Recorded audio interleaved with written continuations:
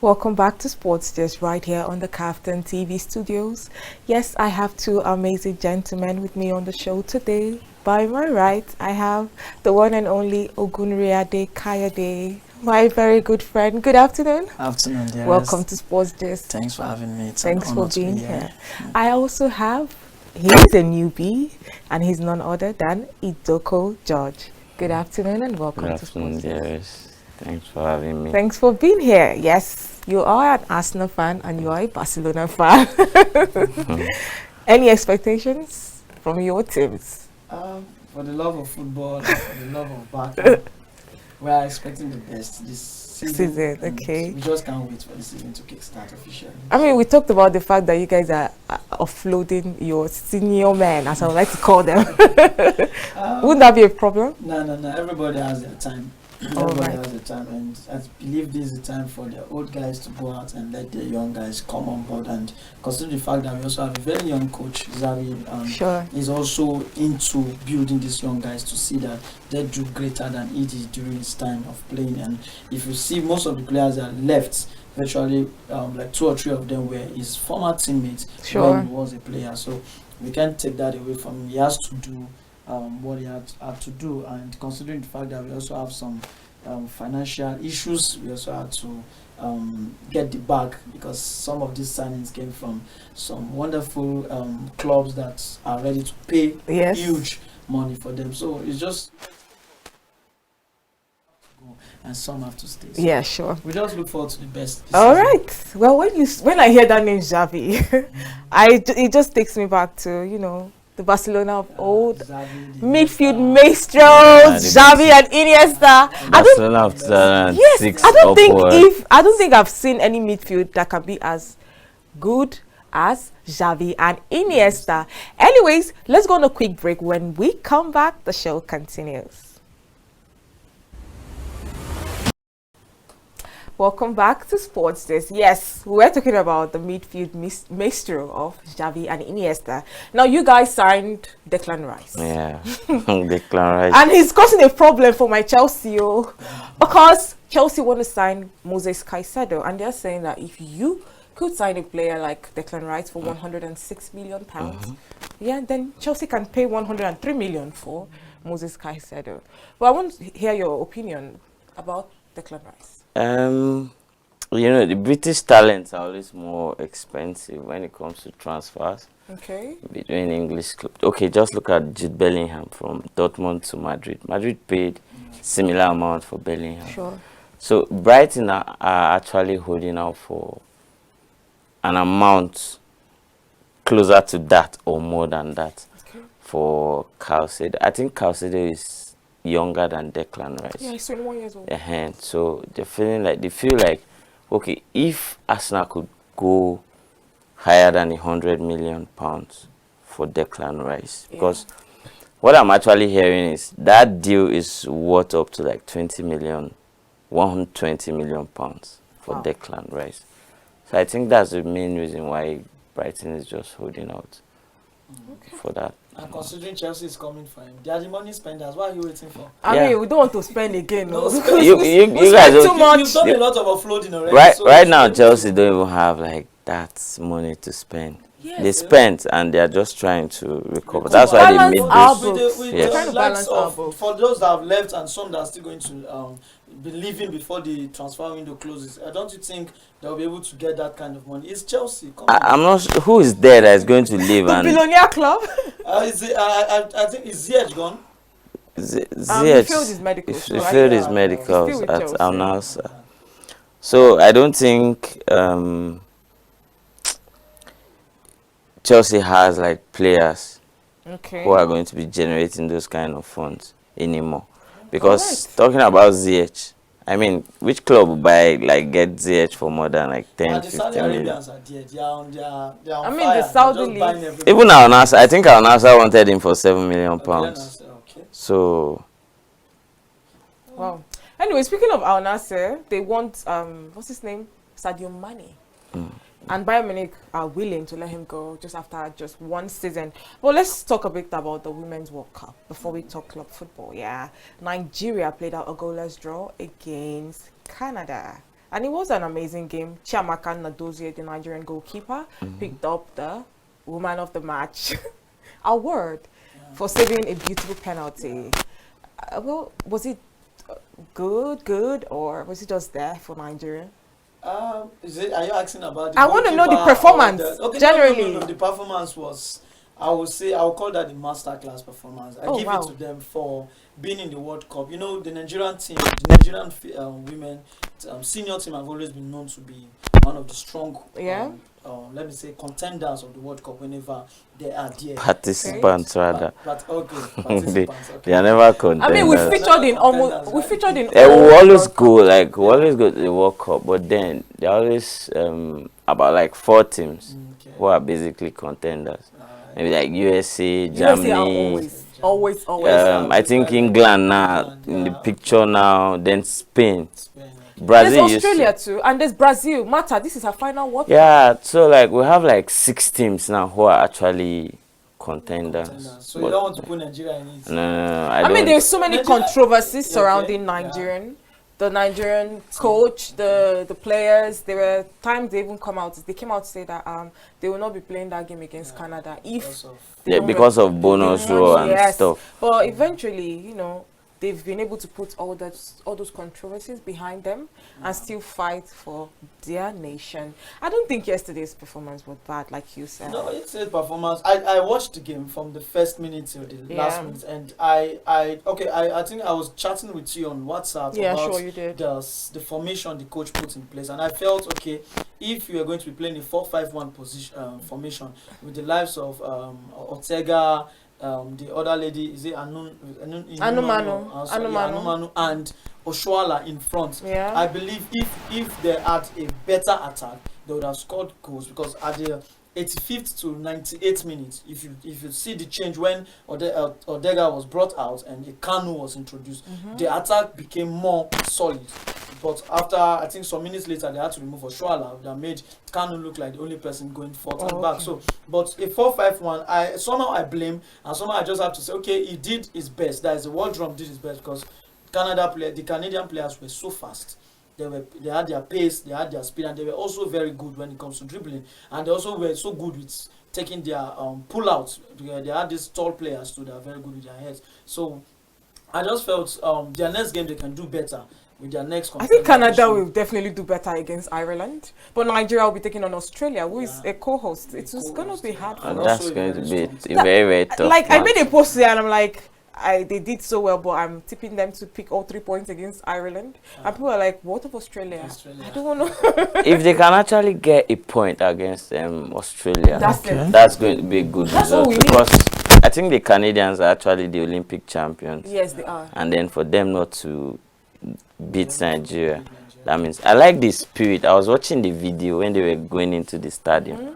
They arrived already, like they were singing and dancing. The ladies were I like the spirit. I love the excitement. That was like, when I was seeing it, I was like, how many teams or like our men's team do they do this? No, they just walk into the stadium and then like they are just being pushed to go do it. See these ladies singing. They were all singing and dancing into the stadium. You need to see the way they play as a team. They were more like they were everywhere.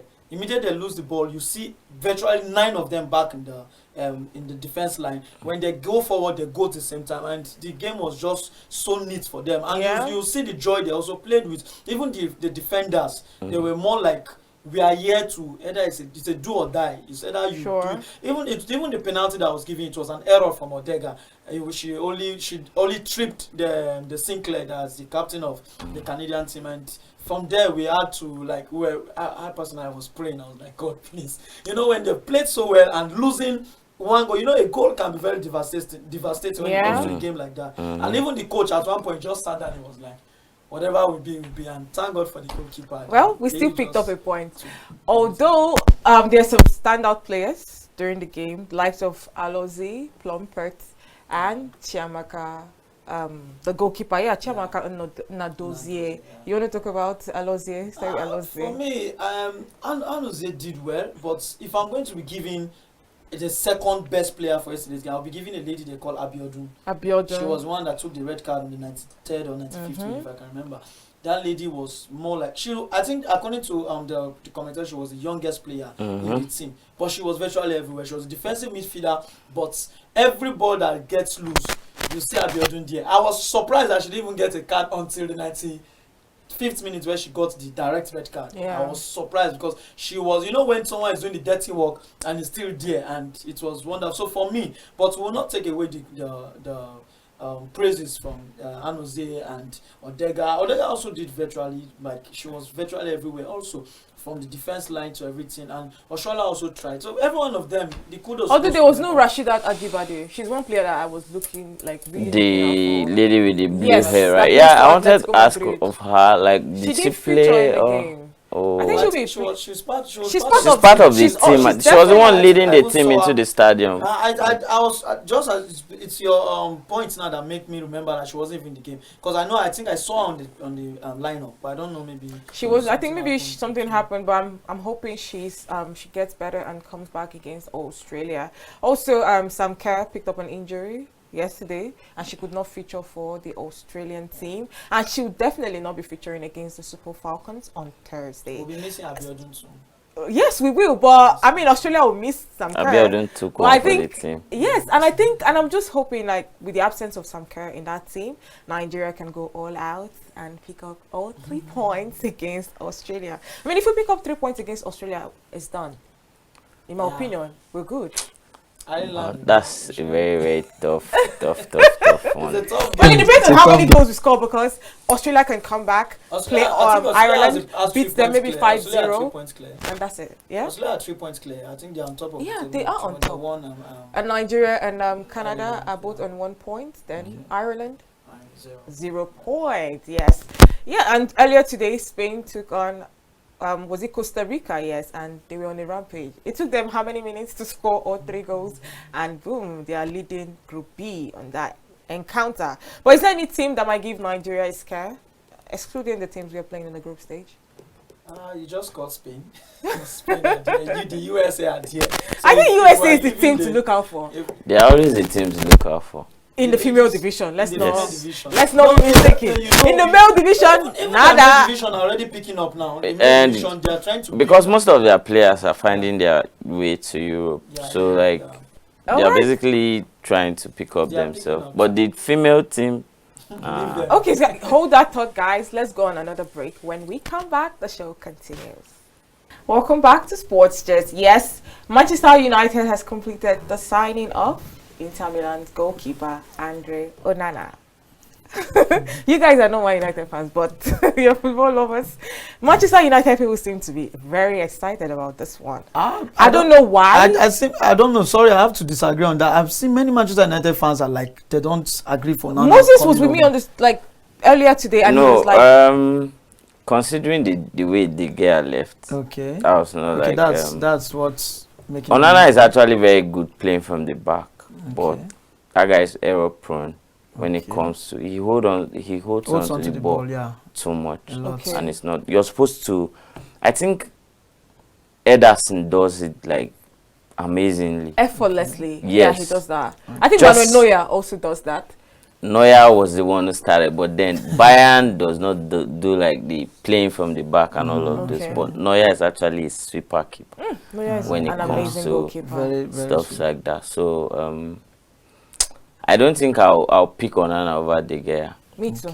I agree with a lot of that's why I had to cut there, because a lot of Manchester players on the platform. They send me messages and they're like, "You see, you guys are offloading your players, and we are signing Onana." I'm like, I'm on this platform. Every Manchester United fan, basically, let me not say every, but a percentage of them are like Onana. Why Onana? Many of them brought up just as you said, his errors and the fact that he loves to hold on to the ball, and they are saying this is the Premier League, not the Syria. That's just it. Welcome to the Premier League. I feel like the reason why sorry to cut you short. I feel like the reason why Ten Hag pushed for Onana is because he has actually worked with Onana. His days in Ajax, he understands him. I think they both get each other. But is Onana the right man to fill the void left by David De Gea? Definitely a no-no. He has worked with a whole lot of players. Okay. He works with De Jong. De Jong is in Barca right now. He worked with Daily Blind? Beek. Van de Beek. why is the guy not performing for Man U? The Premier League is always the Premier League. True. You can do well elsewhere, but then when it comes to the Premier, that's why I like most of our signings. We're no longer looking outside of like the whole English Premier League. Okay. We want players in the Premier League, players who have experience, players who have the physicality to be there, to be up to like the challenge of the Premier League. So Onana coming into the Premier League, I mean, the way Koulibaly said something that when he was coming into the Premier League, he wasn't really aware of like the intensity of the whole league. So like when you're getting the ball, before you even process it, like, oh, who am I giving this ball to next? Somebody's at your face. I like the fact that he came out and said it, and then after a year he's leaving. He left Chelsea already. So the Dutch league can never be the Premier League, obviously. But then I'm just waiting. Let's watch and see what he does for Man United. You agree with him on that one? Onana is a good player. He's a good goalkeeper. Everyone, a lot of us have seen, even from when he keeps for the his African Cameroon country, and even when he has. I personally, my joy for Onana, I'm always happy with the fact that he knows how to release the ball from the 18-yard box to his own player. Okay. What though, you know, when it comes to compilation of videos, can be very funny, but with the ones I've watched, I've seen that the guy is very good with being able to give to feed his own players the attack at the right time and the right places. But you know, just as you mentioned Premier League is the Premier League. The game over there is on another different level, and I just hope Onana fits in. No, not perfectly, because De Gea has left a very big void that it's going to be very hard to say a goalkeeper that will cover that space, but he's going to do his best. At least he has. I mean, it takes me back to when Chelsea was actually gunning for Onana, and that was before we brought in Mendy. And you know, it didn't work out. At the time, he was even overhyped at that time for me, because they were hyping him because of his escapades with Ajax. But then again, it didn't work. We brought in what's his name, Mendy. Mendy went on to win the Champions League with Chelsea, won the African Cup of Nations for Senegal. Now, remember, Cameroon hosted the African Cup of Nations. Onana was there. He was the goalkeeper for Cameroon. He didn't really do much. In my opinion, he didn't really do much, although the Cameroonian team cannot be compared to the Senegalese team. But he didn't really give, you know, that account of himself. And now he's coming to Manchester United. Man United, they're not good with African players. Let's tell ourselves the truth. I don't know how many seasons he's going to last, but I don't think he's going to excel in Man United. But if the Manchester United fans believes he is good, then who am I to stop that? But if Man United hadn't gone for Onana, who is currently the goalkeeper that you think can actually fill that void left by David De Gea in Europe right now? I don't see too many keepers who can actually play with their feet. Ramsdale is a very good keeper for us. He struggles with the play. I think he's just trying to learn it. Ramsdale is young, still trying to do a lot. But if you watch our matches from like last season, I mean, that playing from the back cost us like in some matches. And then it's not too many keepers. And do you think that's why England prefers Pickford, starting Pickford over Ramsdale? I don't think. It's just that it's Pickford's time to be the #1 keeper right now. Who is a better keeper? I'll pick Ramsdale. I would pick Ramsdale over Pickford. Me too. So like, just like Ben White went into that team, and he's seen players who are not playing up to his level, starting matches. I mean, what am I doing at the World Cup? He left, and then they asked the guy why. He didn't say it. It was the English national team assistant coach that came out and said it was probably maybe because he wasn't playing. I mean, he was playing week in, week out for Arsenal. And then people who are sitting on the bench on their club team are starting ahead of him. I mean, who would be there and then watch stuff like that happen? All right. Well, so does that justify Ronaldo walking out on Ten Hag during the Tottenham's game? That caused the whole controversy. Does it justify, yes or no? No, it doesn't justify. Okay, so still sticking with the goalkeeper, there's Ian Sommers, the Bayern Munich goalkeeper. I love him. I think he's an amazing goalkeeper. Would he have fit into that role? Basically, I don't, you know, just as we pointed out earlier, the Premier League has a way of making you look good if Okay. you are not really good, and also making you look bad if you are very, very good. For example, let me use Haaland as an example. When Haaland came into the Premier League, everybody was like, will Haaland be able to do this? Will he be able to do that? But he was able to do much because of, number one, he had a very good team.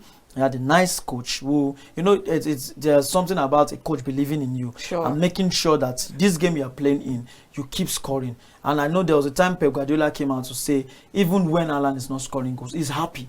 Though at one point he still has to, you know, the spirit of the striker still wants to come in and say, why haven't I scored the goal and all that? But he still tries to work around his own play. And you still even see an Alan who is supposed to be a 9 that is supposed to look for a way to score a goal, still feeding maybe a De Bruyne or a Foden the ball to score. So I just see the Premier League as that place that if you're coming in, you should not come in as a superstar that is coming to finish everything. Okay. You have to work with your team. And since Ten Hag believes in Onana, if he believes in a guy like that, and the players also, his defense line, do their best, then I believe Onana should be able to shine. And okay, I'm going to come in there. Yeah. Okay. Just like you said, you pointed out, it's a team game.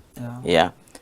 That playing out from the back has to work with the keeper, centre backs, right back, or whoever is ahead of you. Okay. If they don't, like, if they are not aligned to like the plans of the coach, trust me, it will always flop. Jan Sommer is actually a good keeper, but I don't think he can fit into what Man United wanted. So that's why they went for Onana. Well, I want to believe Onana will do well. I hope so too. But I don't think he's going to last long in that club. Just it might just be the different person. I think maybe 1 or 2 seasons. It might just be the game changer for the Blacks in Premier League. Maybe it might just be the in Man United, not Premier League, because Chelsea has had history with amazing black players. Okay, true. But when it comes to the keeper's era, I don't think any team in Premier League really has any black keeper except Mendy. And Mendy is out now, and at some point Mendy started making some errors that all Chelsea fans are like, what's going on? Like, which necessitated us, dropping him back on the bench, and now he's gone. Now, before we go, do you guys honestly think Lionel Messi would have done well in the EPL? Just quickly. Kayode, Messi. Would he have done well? Asking me about Lionel Messi, I just want to know, because he's no longer in Messi is Europe. my goat, and I don't believe there's anywhere he can't fit into. If he was not your goat, okay, if would he he have was done not well my in goat, the EPL? Lionel Messi will still do well. Lionel Messi is in the EPL. Yes, Lionel Messi is a player that has learnt. Though I know he hasn't really gone to many clubs to play. But considering where I've watched him play in Argentina, with the Argentine team, from the years of him being the youngest player till now almost getting to being the oldest player, you've seen the guy evolve to be a player that, even if he's not going forward, is balanced in the middle and still knows how to give the ball out to those that can do it. All right. So I feel in the Premier League you'll be able to still do He well. would have done well. That's what you're saying. Well. Do you agree with him? I don't know, but I think Messi would do well anyway. All right. The guy is just an amazing player. The guy is just... Well, that is why he's the greatest of all time. Okay, to you, dude. Anyways, thank you so much, One of guys. the greatest. Thank you so much, George. Thank you so much, Kayode, for being on the show with me. And thank you to our amazing viewers. Let's do this again next week. Do have an amazing weekend. I am Dearest Tumba. Bye.